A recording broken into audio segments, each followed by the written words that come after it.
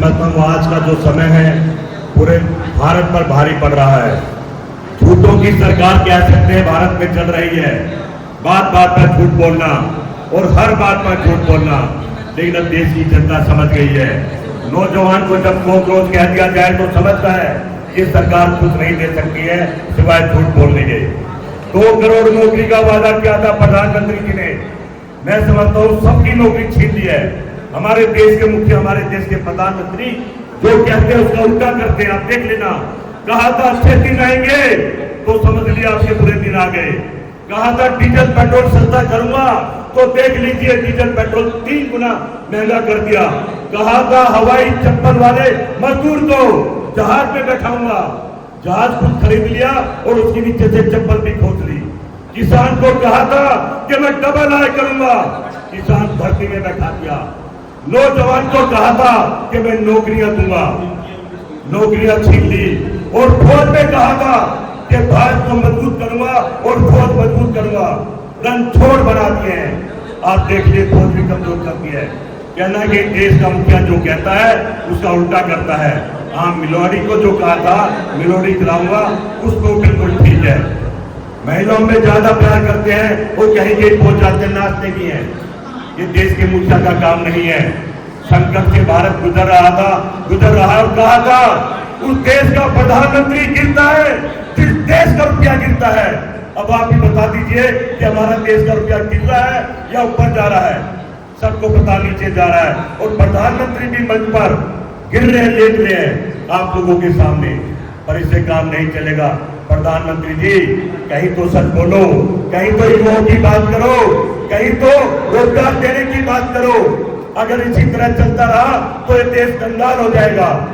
देश पर कर्जा इतना कर दिया है बस एक आदमी के लिए, हजारों लाखों करोड़ रुपया अडानी के लिए लगा रहे हैं।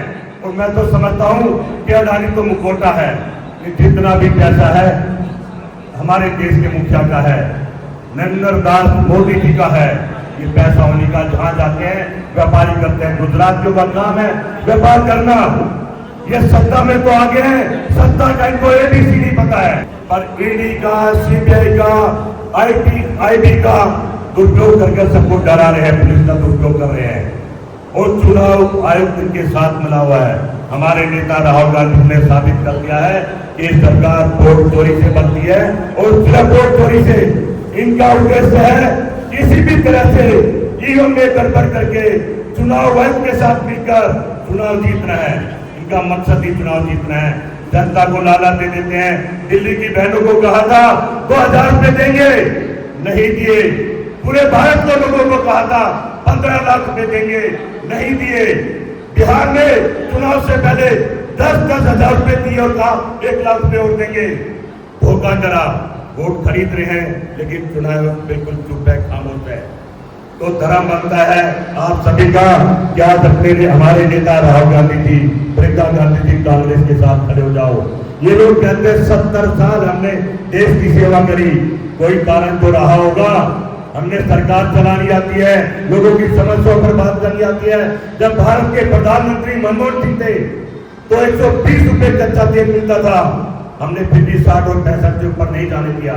और कोरोना के टाइम में यही पेट्रोल डीजल बाहर से फ्री मिला, पर यह अडानी का घर बनते रहे। और अब आप देख रहे हैं अभी कच्चा तेल 100 रुपए बैरल मिल रहा है, फिर 115 रुपए मिल रहे हैं।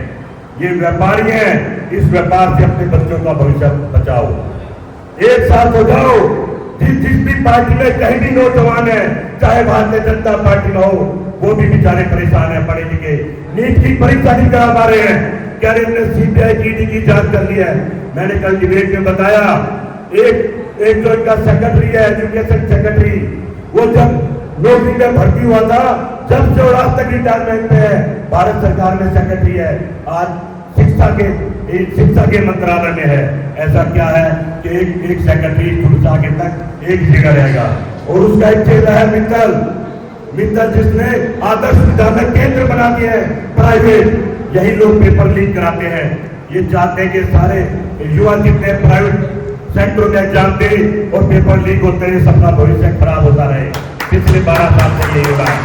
जब जब हमारी सरकार थी और सरकारी संस्थाओं में पेपर होते थे, कोई लीक का कारण नहीं था और ना लीक होते थे। सब कुछ बिक रहा और बेचा जा रहा है। तो ज्यादा कुछ ना कहते यही कहूंगा कि जाग जाओ युवाओं, जाग जाओ। तुम्हारी भी जिम्मेदारी है इस भारत के संविधान और भारत को बचाने की, और जागना ही पड़ेगा। ये चोरों की सरकार है, ये झूठों की सरकार है, ये गद्दारों की सरकार है। ये सिर्फ देख सकते हैं जो हमने बनाया था 70 साल में, एक एक कर बेच दिया। रेल बेच दी, ठेल बेच दी, हवाई अड्डे बेच दिए, रोड बेच दिए, टेक्सटाइल बेच दी। मैं समझता हूँ पूरा भारत बेच दिया और जो बचा आगे बेच देंगे। तो आपसे प्रार्थना करूंगा, आप सब लोग राहुल गांधी सेना को मजबूत करें, जिससे राहुल गांधी को मजबूती मिलेगी और हम सब राहुल गांधी के साथ कंधे से कंधा मिलाकर पूरे भारत की लड़ाई लड़ेंगे, संविधान बचाने की लड़ाई लड़ेंगे। तो आपका साथ चाहिए। जय हिंद, जय भारत, जय कांग्रेस।